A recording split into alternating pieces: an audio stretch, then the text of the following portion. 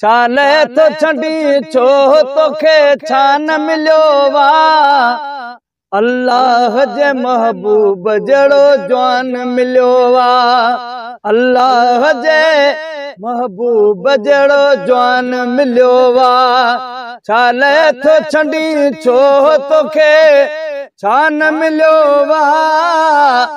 अल्लाह जे महबूब जड़ो जवान मिलियो वा खाई बिखो से बेखुदा कुल खसो थई कॾहिं बि हबीबन मां कहिड़ो हर्ज रसियो थई कॾहिं बि हबीबन मां कहिड़ो हर्ज रसियो थई कंहिंखे बितर जेतिरो न नुक़सान मिलियो वा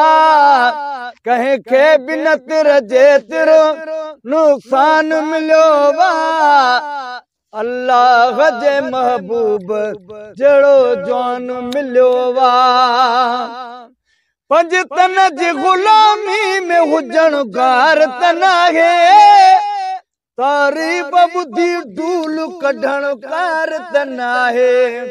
तारीफ़ ॿुधी ढूल कढण कार तन आहे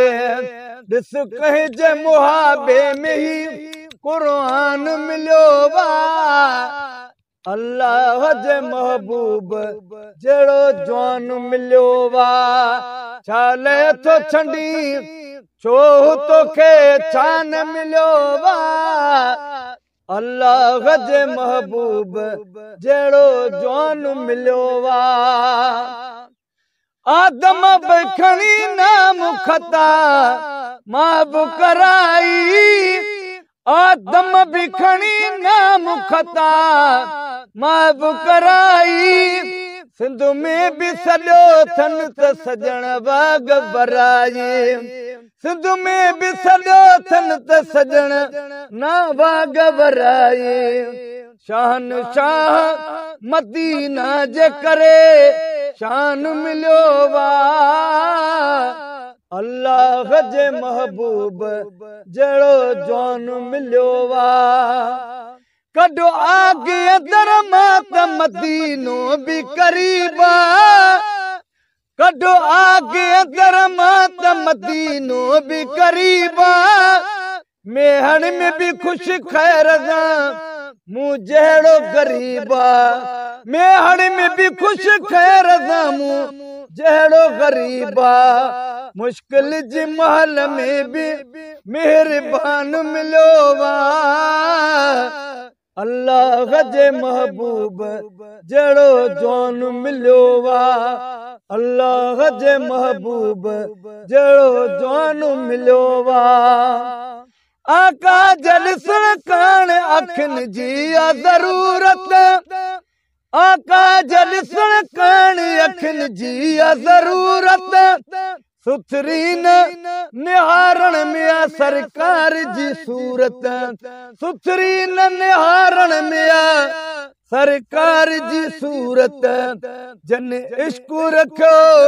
तन खे थी आसान मिलियो वा अल्लाह जे महबूब जड़ो जवान मिलियो वा अल्लाह जे महबूब जड़ो जवान मिलियो वा हे गुलाम नबी तन जत बेले में तरे थो हे गुलाम नबी तन जत बेले में तरे थो दुआऊं भी महे सरख सजो मुल्क करे थो दुआऊं भी महे सरख मुल्क सजो मुल्क करे थो जंहिं वक्त भी जंहिं साही मत ख़्वान मिलियो वा जंहिं वक्त भी जंहिं साही मत ख़्वान मिलियो वा अल्लाह जे महबूब जड़ो जवान मिलियो वा चाले तो छड़ी छो तोखे छान मिलियो वा अल्लाह जे महबूब जड़ो जवान मिलियो वा।